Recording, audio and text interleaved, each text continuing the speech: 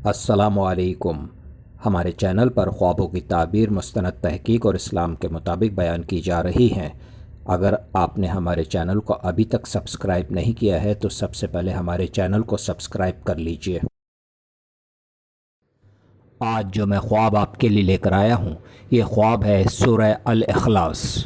خواب میں سورہ الاخلاص کی تلاوت کے متعلق ایک خواب اور اس کی سچی 3 تعبیریں۔